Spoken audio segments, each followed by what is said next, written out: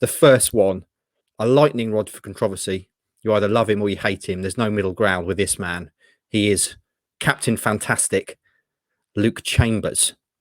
Now then, boys, shall we do the decision first and then explain your working, or do you want to have a little chat around Chambers and then give your decision? How would you best like to format this? We probably should have decided this before we started recording. Yeah. quick production meeting. I think we should do the thumb first. Yeah, I'd agree with you. And then talk about it after that. Okay then, boys, put your thumbs up to sides, please. And if I could ask you now, on the count of 1, 2, 3, reveal. Is it a yes or a no for Luke Chambers? I thought about the count of 3. There we go. You said there was going to be a count of 3. Yeah. Sorry, I forgot the count of 3. I'll bring that in for the next one. So there you go. Those of you listening, both the boys put their thumbs firmly up. So we'll come to you first, Stewie. Luke Chambers, undoubtedly a great captain of Ipswich Town, a long-standing servant. But as I say, a lightning rod for controversy. Some would argue that he's presided over the decline of Town over the past few years and is part of that culture we've talked about, the losing culture. Actually, you can put your thumb down now. You don't have to keep it up. There you go. We understand that it's a thumbs up for Luke Chambers. So just explain, Stu, your thinking on Luke Chambers and why you give him a new deal. That wasn't a resounding thumbs up from me. I think anyone watching would have seen that was a very slow raising of the thumb. I think it's... I was having a look at the centre-backs for next season. You've got Wolfenden is contracted. Let's not forget that KOA and Darber comes back as well. So for me, it's probably a case of keeping one out of the 3 of Chambers, Wilson, Nsiala, and then maybe adding a fresh face to those as well. You want to get a nice balance of youngsters and experience, left-footed, right-footed, ball players, warriors. So for me, I still think that Chambers, if we're going to keep him, it's to keep him as a centre half and to be not necessarily the nailed-on starter every week, but certainly a useful presence to have amongst your 4 centre half options. If they can get another left-footed warrior type in to help him, a Christoph Berra type for whatever level that they're playing at for next season, that's the route I'd be going down. And are we looking at just a 1-year deal you'd be offering him, or? I guess so. Yeah. A 1 year with an option type thing. What is he now?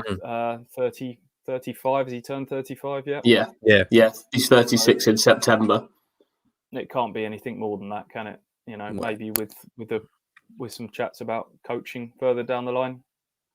36, mere stripling, youngster of a lad, yet to reach his athletic prime. Good age. Absolutely. Good age. Absolutely. Hutchie, your thumb was very firmly up. We know, I think from our chats before, you're quite a big fan of Luke Chambers, which is fine. He's a lovely, decent man. But should Town offer him a new contract, you say yes. Explain your thinking. Yeah, I do. He's on course to have played 46 games for Ipswich this season.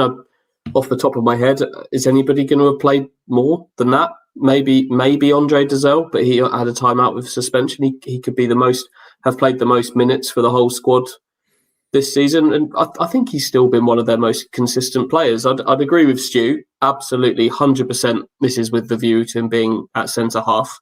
He's not Paul Cook's right back. That's not even up for discussion, I don't think.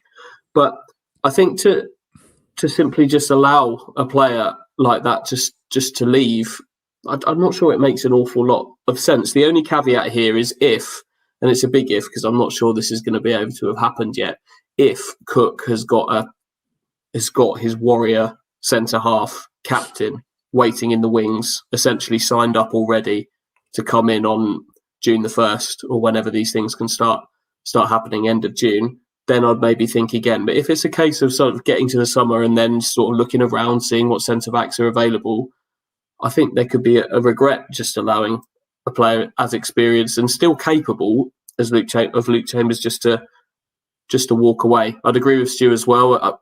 I don't think he'll play 46 games next season if he is still here.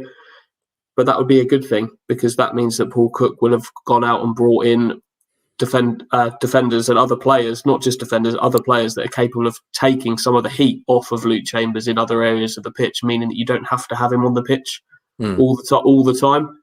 I don't think there would be an issue with him becoming a kind of club captainy figure that plays 20 odd games. I honestly don't think that's going to cause the problems that some people might think. And I think he'd be a good person to still have around.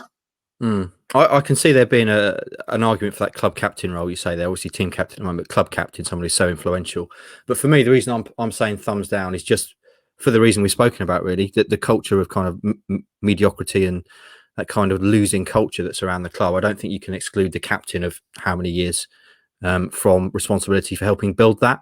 And I think if we're looking at needing to change that culture, I think it's going to be very difficult to change that with Luke Chambers still at the club. Very much an all-powerful captain, the alpha male at the club. So yeah, I mean, as I say, Luke is a lovely guy. He's a really good character, and I think he could still have a role to play at Ipswich Town in the future. But I think maybe in this situation, it would be better to let him go, and maybe he goes away to come back in the future in some role as a manager or coach or something like that.